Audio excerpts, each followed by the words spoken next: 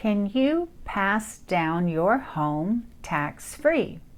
Well, by saying pass down your home, I'm going to include within that fact pattern that you have passed away.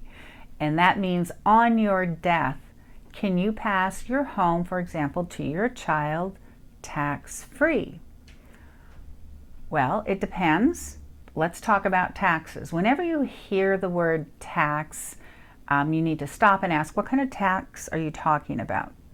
So typically with homes, and you'll know this if you've sold a home, there is what's called an excise tax that you need to pay to the county on the sale.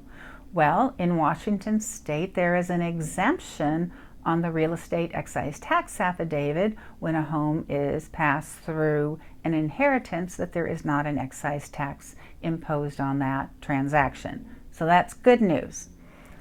Is there an inheritance or an estate tax imposed? Well, that depends on the value of what the estate is. In Washington, we have a $2.193 million estate credit exclusion. So if the home and the estate is less than that amount, then there is no estate tax. That's good news. One more tax I want to talk about is what's called a capital gains tax. And there is no capital gains tax imposed when the house is passed down to the adult child, for example, from their parent on the parent's death. What if the child, instead of wanting to live in that house, now wants to sell the house? Good news. When they inherited the house got an adjustment in its basis. So let's do an example. Let's say when mom bought the house, she bought it for $100,000.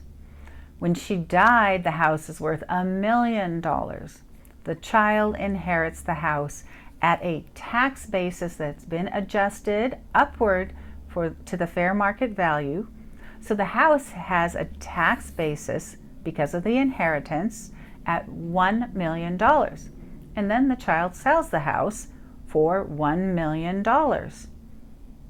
There's no capital gains tax because there's no gain on $1 million sale when the tax basis is $1 million. When you inherit property, it's actually a really good time to sell it because there's no capital gains tax. If instead you chose to live in that home and you live there for 2 of 5 years and then you sell it for $1.25 million, you're still not going to pay a capital gains tax. Why? Because you have a $250,000 capital gains exclusion for the sale of your primary residence. So what's the lesson here? The lesson is you can pass down your home tax-free generally, but another lesson that I want to make sure that you keep in mind is when you're talking about taxes, ask what kind of taxes.